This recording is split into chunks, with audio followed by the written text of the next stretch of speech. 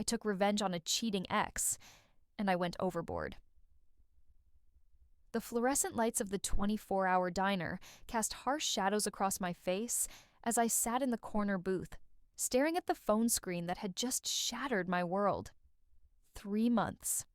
3 months of what I thought was a solid relationship with Sarah, and here I was, scrolling through messages that revealed everything I believed was a lie. It started innocently enough. Sarah had left her phone on the counter while she showered, and a notification popped up. Marcus, her manager at Romano's, the upscale Italian restaurant where she worked as a server. The preview showed enough to make my stomach drop. Can't wait to see you in that tight black dress tonight. My hands trembled as I unlocked her phone. I knew her passcode, 0724, her birthday, because we trusted each other. Or so I thought. The messages went back weeks, dozens of them, sexual innuendos disguised as work conversations, photos of her in the restaurant uniform, taken at angles, that were clearly meant to be provocative, plans to meet up after shifts, and worst of all, detailed descriptions of what they wanted to do to each other, sent during work hours while paying customers sat just feet away. "Jake, you almost done in there?" I called out, trying to keep my voice steady. I needed time to process this, to figure out what to do. 5 more minutes, she called back, her voice cheerful and oblivious. I took screenshots. I don't know why. Instinct, maybe. Evidence. Proof that I wasn't going crazy, that this was really happening. My girlfriend of 3 months, the woman I'd introduced to, my parents just last week, was having an affair with her married boss.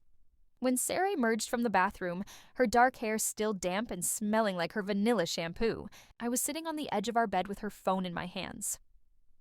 "What are you doing with my phone?" Her voice carried a note of panic that confirmed everything I'd just read. "We need to talk." The conversation that followed was brutal.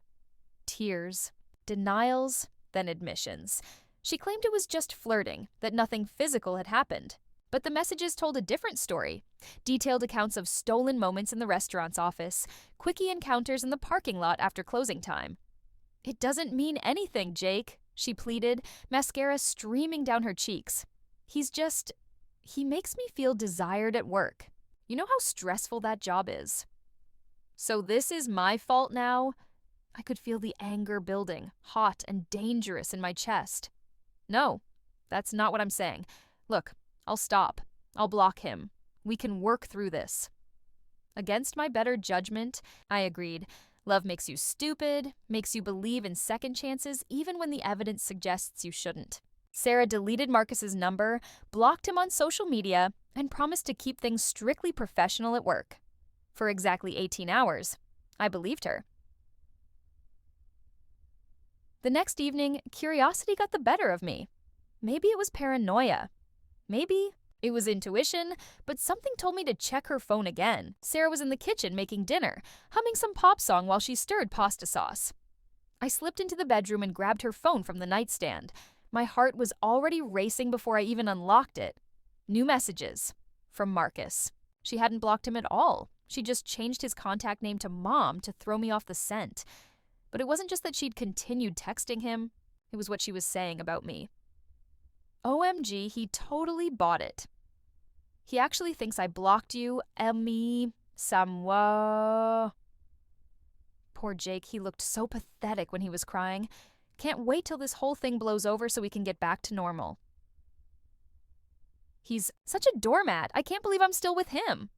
When we're done, I'm definitely going to need you to help me forget about this whole mess. Each message was a knife to the gut. But the worst part was Marcus's responses. Encouraging her to string me along, calling me names I won't repeat, suggesting ways they could meet up without me knowing. She was describing our relationship like it was a joke.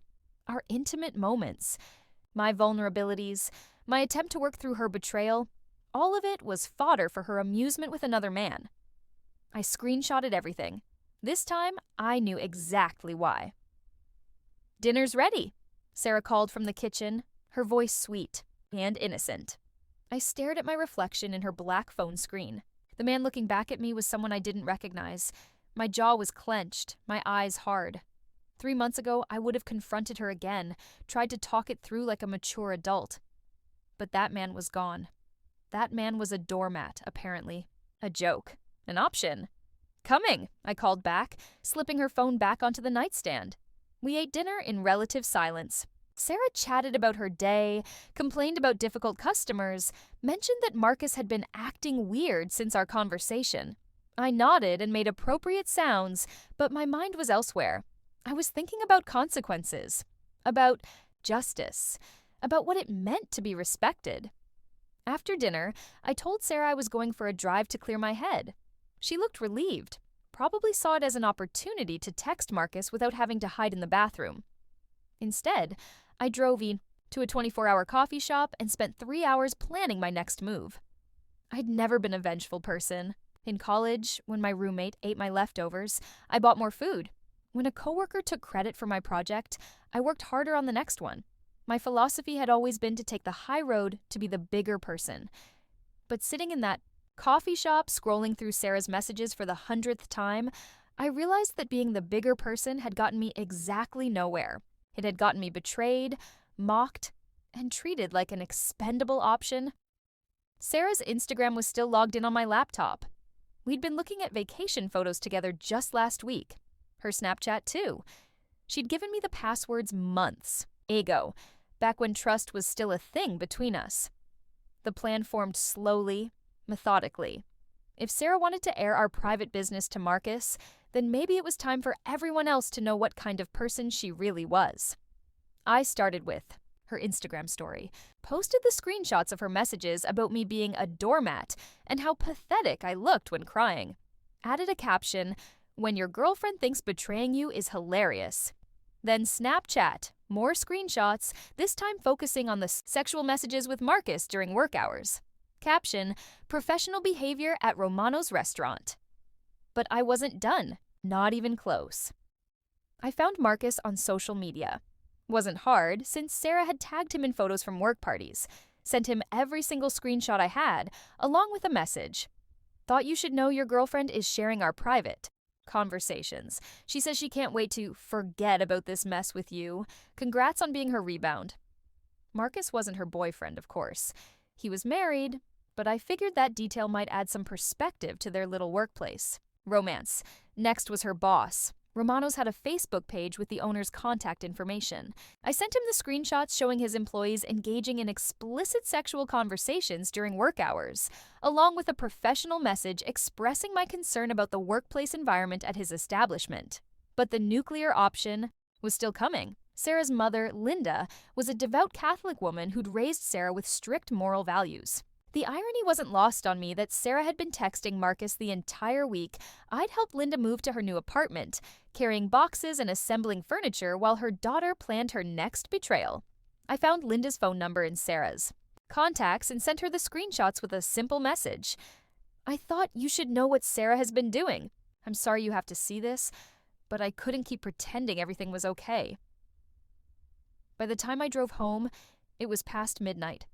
Sarah was asleep, curled up on her side of the bed like nothing had happened. Her phone was charging on the nightstand, probably full of new messages from Marcus. I lay awake until dawn, staring at the ceiling and wondering if I'd just made the biggest mistake of my life. I woke up to shouting. Sarah was in the living room, pacing back and forth with her phone, pressed to her ear. Even from the bedroom, I could hear her panicked voice. "Mom, please, let me explain. No, it's not what it looks like. He's lying. He's trying to make me look bad because I broke up with him." Except we hadn't broken up. That was news to me. I got dressed slowly, listening to her spin lie after lie.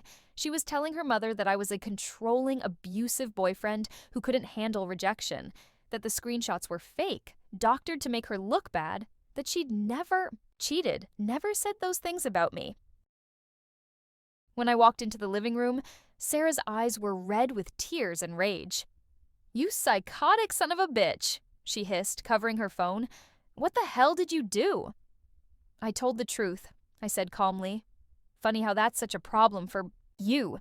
She hung up on her mother and turned to face me fully. "You sent those to my mom? To my boss? Are you insane? You said I was pathetic, a doormat, a joke. You said our relationship was hilarious. I figured if you found it so funny, everyone else would too. That was private. Those were private. Messages? Private messages about me, about our relationship. Seems like you already made it everyone's business when you decided to share every detail with Marcus. My phone buzzed. A text from an unknown number. This is Marcus. We need to talk. This has gone too far. I showed Sarah the message. Her face went pale. He wants to talk, I said. Should I tell him you're available? I know you can't wait to get back to normal with him. Sarah collapsed onto the couch, her head in her hands. Jake, please. I'm sorry. I'm so sorry. I was just venting. I didn't mean those things. Which part didn't you mean? The part where you called me pathetic? The part where you said our relationship was a joke? Or the part where you planned to keep cheating on me? She looked up at me, with mascara-streaked cheeks. All of it. I was trying to save face with him. I was embarrassed that you caught us, so I acted like it didn't matter. But it does matter. You matter. For a moment, I almost believed her. Almost felt sorry for her. Then my phone rang. Linda, Sarah's mother. Hello, Mrs. Patterson. Jake, honey, I am so sorry. I had no idea Sarah was capable of... I raised her better than this. I am mortified. Sarah was watching me, shaking her head frantically and making cutthroat gestures. I appreciate that, Mrs. Patterson. I know. This must be difficult for you. That boy she's been talking to... Is he married? I paused. Yes, ma'am. He has a wife and 2 kids. The silence that followed was deafening. When Linda spoke again, her voice was ice cold. Put my daughter on the phone. The phone call that followed was 20 minutes of Linda Patterson delivering the kind of verbal discipline that only a disappointed Catholic mother could provide. Sarah cried, pleaded, made excuses, and got shut down at every turn. When it was over, Sarah looked at me with something I'd never seen before. Genuine fear. Are you happy now? She whispered. I considered the question seriously. Was I happy? No. I felt hollow, empty, like I'd won a war but lost everything worth fighting for. I'm satisfied, I said finally. The responses came in waves over the next few days. Marcus texted me first, trying to do damage control. His messages were a masterpiece of deflection and blame shifting. Man, I think there's been a misunderstanding. Sarah and I are just friends. She was going through a rough time with you and needed someone to talk to. I was just being supportive. Those messages you saw were taken out of context. We never actually did anything physical. Look, I'm married with kids. I would never jeopardize my family for some workplace flirtation. You're making this bigger than it is. I didn't respond to any of them. The screenshots spoke for themselves. Romano's owner took longer to reply, but when he did, it was through a phone call that Sarah took in the bathroom with the door locked. I could hear her muffled voice through the door, alternating between pleading and angry. When she came out, her face was flushed but defiant. He's not firing me, she announced. He said what employees do outside of work is none of his business, and he can't prove anything happened on company time. Even though the timestamps on the messages show you were sexting during your shifts, he said those could be faked. It was a convenient excuse, but I could see through her bravado. The fact that she'd felt the need to have that conversation at all meant the owner was asking questions, creating discomfort, making her workplace awkward. That was enough for now. The social media posts were doing their own damage. Sarah's Instagram story had been viewed by over 200 people before she deleted it. Friends, family, coworkers, ex-boyfriends. Her phone hadn't stopped buzzing with messages and phone calls. Some were supportive, friends rallying around her and calling me crazy. But others were different. Her cousin Emma, who'd never liked me anyway, commented, "Always knew something was off about this one. Too good to be true." Her college roommate, "Girl, you need to get your priorities straight." Her ex-boyfriend from high school, "Karma's a bitch, ain't it?" Each comment was another crack in the facade she'd built. The perfect relationship, the loving girlfriend, the innocent victim of a controlling boyfriend, all of it crumbling in real time. But the most devastating response came from an unexpected source. 3 days after my nuclear revenge, I got A Facebook message from someone I didn't recognize. Amanda Chen. Her profile picture showed a young Asian woman with a toddler on her hip. Hi, Jake. I hope you don't mind me reaching out. I saw the post about Sarah and Marcus. I think we need to talk. My blood went cold. Marcus had mentioned his wife in some of the messages, but I'd never seen her or thought about her as a real person affected by this situation. I'm Marcus's ex-wife, Amanda continued. Well, not ex-wife officially. We're separated, going through divorce proceedings. We have a son together, Tommy. He's 3. I stared at the message, feeling sick. I saw the screenshots you posted. I need you to know that this has been going on a lot longer than you think. Marcus and Sarah have been texting for over a year. I found out about it months ago when I saw messages on his phone. Over a year. Sarah and I had only been dating for 3 months, which meant when Marcus and I separated, it was because I caught him cheating with multiple women from the restaurant. Sarah was one of them. She knew about me and Tommy. She knew he was married. She didn't care. The room started spinning. I sat down hard on the couch. I confronted her once, at a work party I attended with Marcus before I knew what was happening. She was incredibly rude to me, acted like I was beneath her, called me the boring wife to other people. When I found out about their relationship later, it all made sense. My hands were shaking as I typed back, I had no idea. I'm so sorry you and your son are going through this. It's not your fault, but I thought you should know who you're really dealing with. Sarah isn't some innocent girl who made a mistake. She's a predator who targets married men. Marcus is an idiot, but she knew exactly what she was doing. Amanda sent me more screenshots. Messages between Marcus and Sarah going back 14 months. Messages where Sarah called Amanda pathetic for clinging to a man who doesn't want her. Messages where she made fun of Amanda's appearance, her parenting, her decision to be a stay-at-home mom. Worst of all were the messages where Sarah complained about Amanda and Tommy interfering with her relationship with Marcus. She called a 3-year-old child baggage and suggested Marcus should just disappear to avoid paying child support. The woman you were dating isn't who you think she is, Amanda wrote. She's calculating, cruel, and completely without empathy. She destroys families for fun. I felt like I was going to throw up. Sarah had always told me stories about her childhood, how her father had cheated on her mother when Sarah was young, how devastating it was to watch her family fall apart. She'd sworn she would never be the other woman, never cause that kind of pain to another family. But here was proof that she'd been doing exactly that for over a year. Longer than she'd known me, longer than she'd claimed to love me. Everything was a lie. When Sarah came home from work that evening, I was waiting for her with my laptop open. Amanda's messages displayed on the screen. We need to talk, I said. She glanced at the screen and her face went white. Where did you get those? Amanda Chen reached out to me. Marcus's wife, the woman whose marriage you helped destroy. Sarah set down her purse and keys with exaggerated care, like she was trying, to buy time to think of a response. Jake, I can explain. 14 months, I said. You've been screwing around with Marcus for 14 months. We've only been dating for 3 months, which means you were with him when we met, when you told me you loved me, when you met my parents. It's complicated.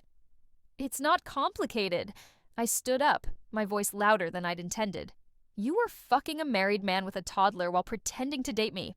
You made fun of his wife, called his kid baggage, and acted like you were some kind of victim in all this. Sarah's mask finally slipped. The tears stopped, the pleading expression vanished, and what was left was cold and calculating. So what? If I was? She said. Marcus and Amanda were already having problems. I didn't break up a happy marriage. You called a 3-year-old child baggage.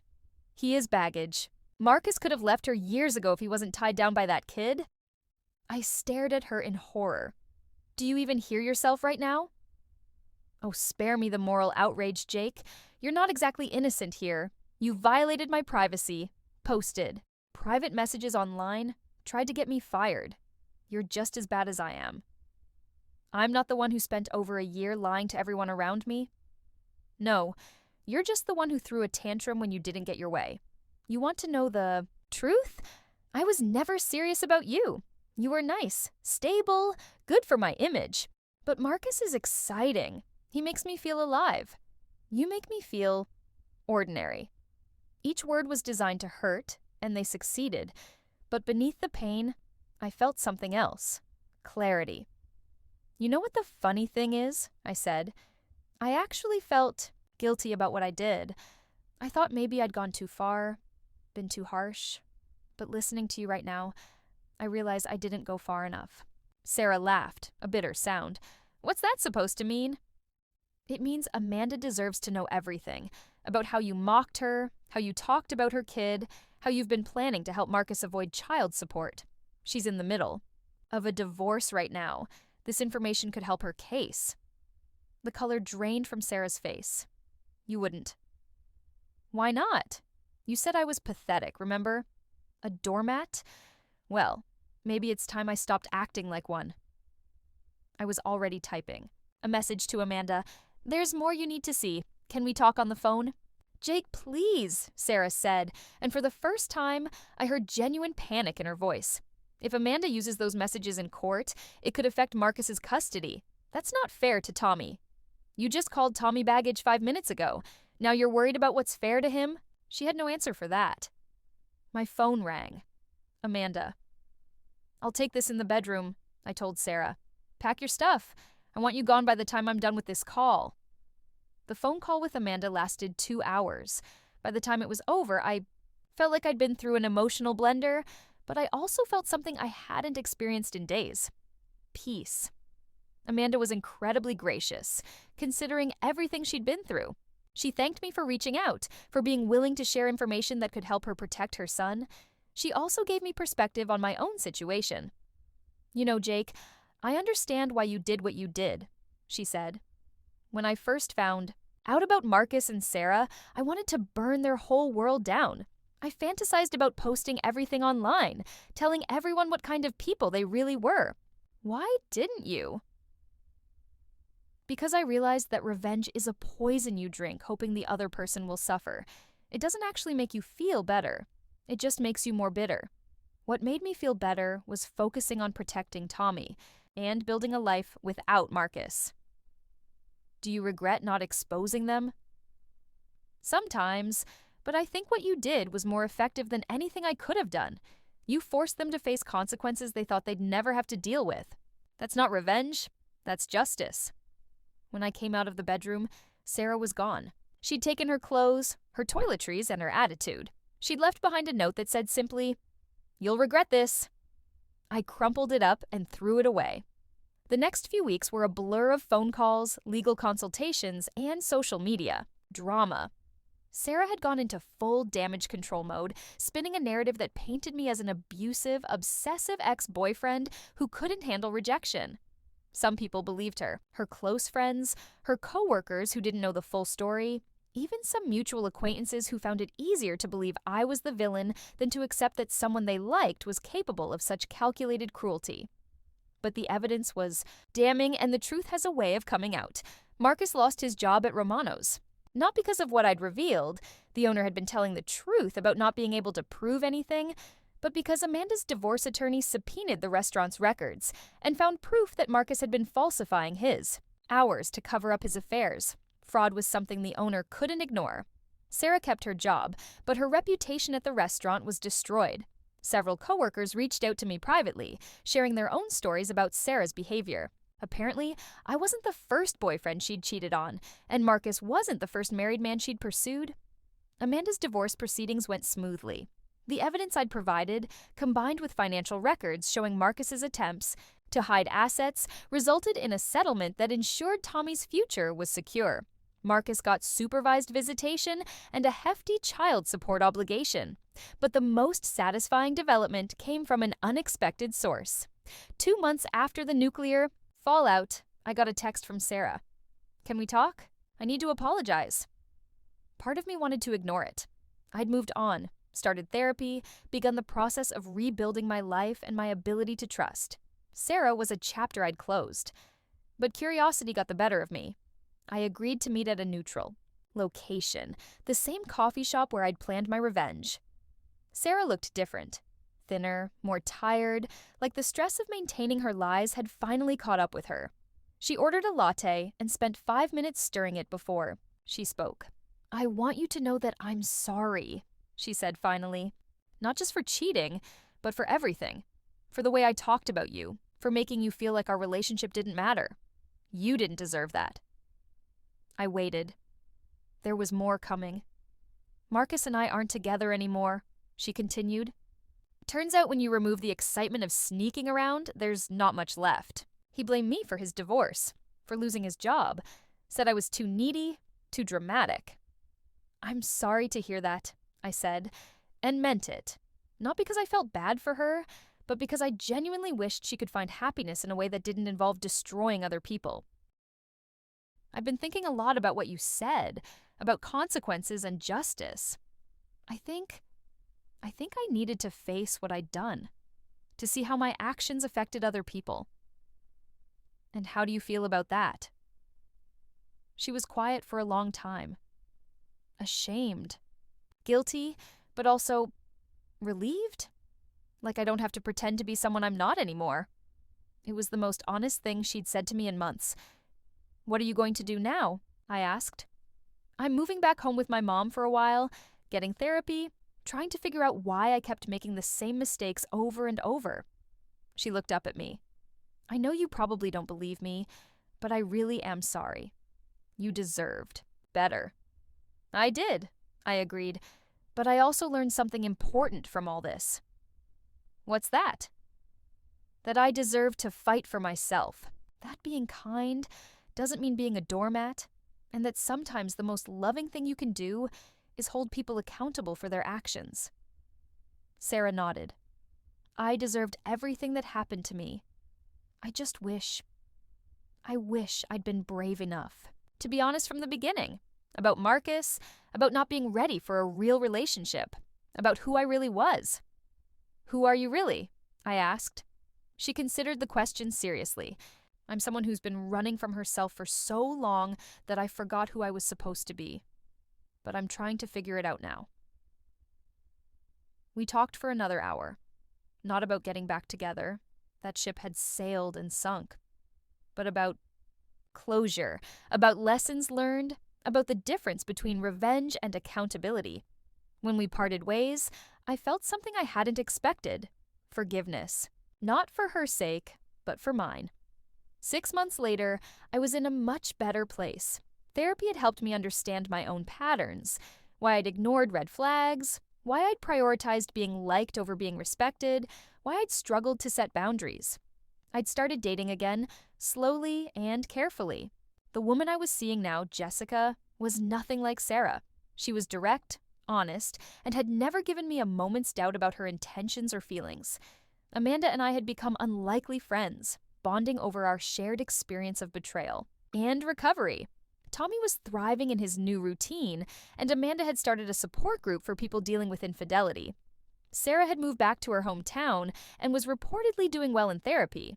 According to mutual friends, she'd taken a job at a bookstore and was focusing on herself rather than dating. I hoped it was true. Marcus had moved to another state, ostensibly for a fresh start, but more likely to avoid the judgment of people who knew what he'd done. His relationship with Tommy was limited to supervised visits and video calls.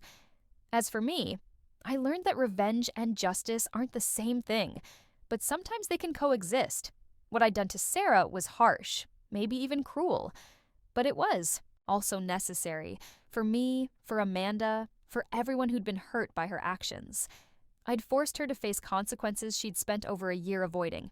I'd shown her that actions have repercussions, that other people's feelings matter, that you can't just lie and cheat your way through life without eventually facing the truth. Was it revenge? Yes. Did I go overboard? Probably. Do I regret it? That's the question I asked myself every day for months, and the honest answer is no. I don't regret it.